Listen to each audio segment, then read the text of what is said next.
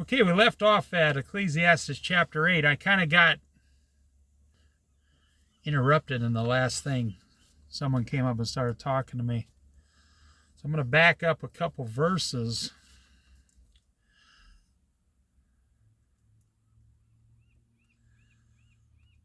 Let's start at verse 6. For there is a proper time and procedure for everything.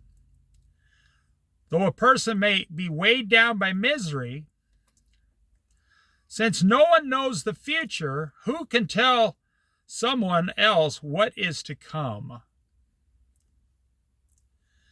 As no one has the power over the wind to contain it, so no one has power over the time of their death.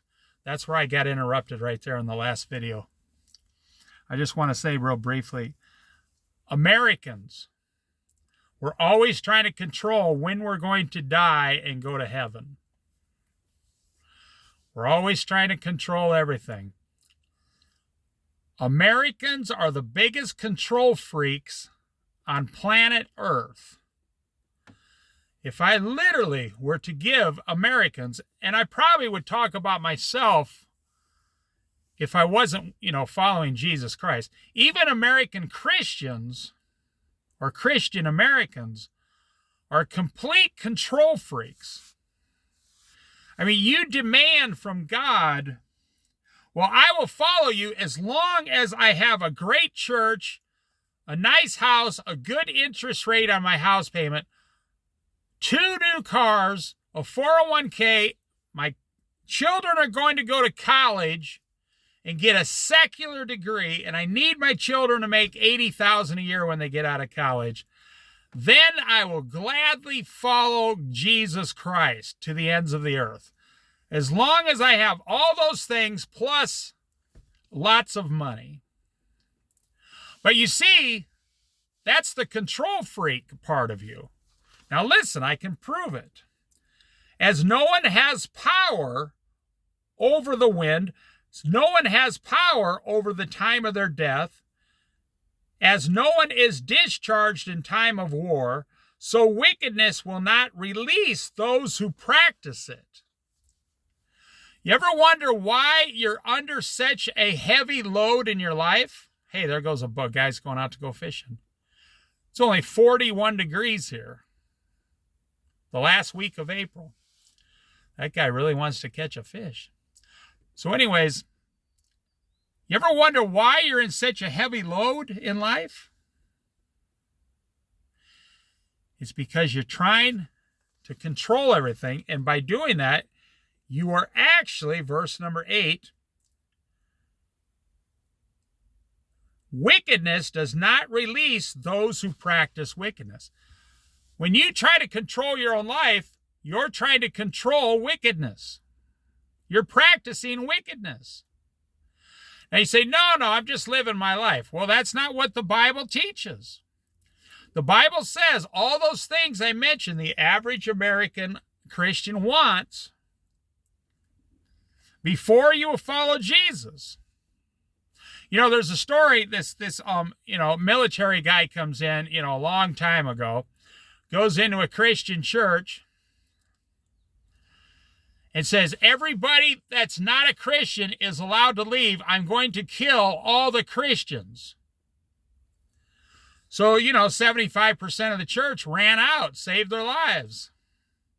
And the guy locked the door and said, okay, I just wanted to know who the actual Christians were.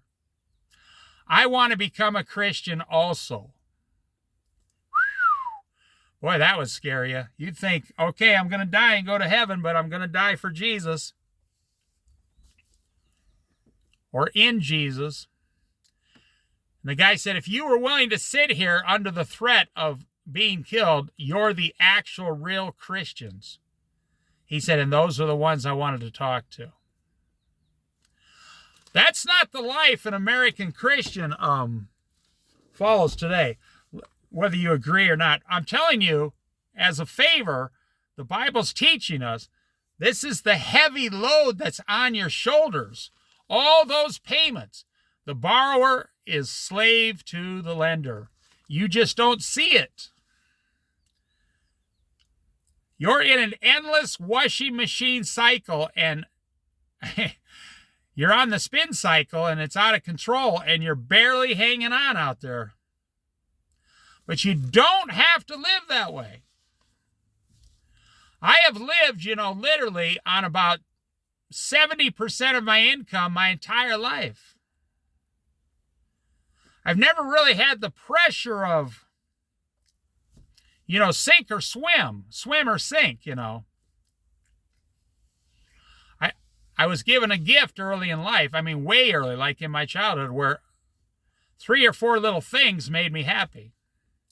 One woman, one wife makes me happy.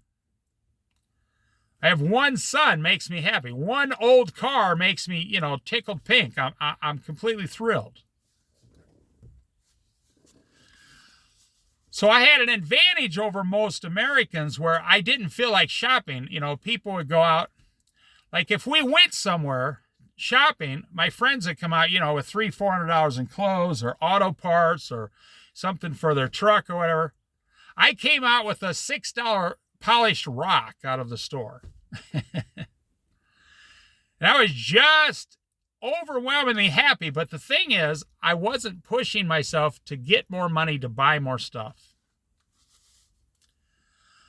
Verse 9, all this I saw. They're talking about you out there. This is not a 4,000-year-old story. This is a modern-day story about Americans sinking and, forgetting to follow Jesus and sinking. All this I saw and applied my mind to everything done under the sun. There is a time when a man lords it over others to his own hurt. Then, too, I saw the wicked buried, those who used to come and go from the holy place and receive praise in the city where they did this. This, too, is meaningless. The Pope just died. Now, I'm not saying the Pope is wicked. I'm not saying don't get me wrong. I'm not saying anybody is wicked. I don't judge people like that. But let's look at the life of a Pope. I mean, talk about a life of luxury. Now, I was born and raised Catholic. The Pope has like 15 attendants around him all day long. You're going to go here, here, here, here. He's the boss. He makes the decisions. It's supposed to be a representation of like Christ, but it's really not. I won't get into that. But I mean, as far as, he's driven everywhere. He's taken everywhere. That's why most popes are fat throughout history, because everything's so easy. They don't exercise. They don't stay in shape. They don't eat healthy. Everywhere they go, they're eating, cupcakes and donuts. And the life of a pope is, this guy just spent how many years as pope living the life of luxury? Like they say in my generation, the life of Riley. Just a real easy life. But where is he today? He passed away on Easter. Now, I think that's really profound there.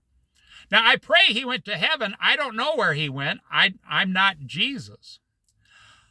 But I'm saying, you're struggling out there. You're never, ever going to live a life as luxurious as the Pope did. And he still had to die in answer to Jesus. Just like all of us, or we'll be raptured. So you're trying to set something up from age 25 to 65 so you can live the life of luxury like the Pope did from age 60 to 80. But then what is it all, the Bible's teaching you in Ecclesiastes, you're trying to control everything on this earth, and it's a trap from the enemy. It's actually practicing evil. We just went over it.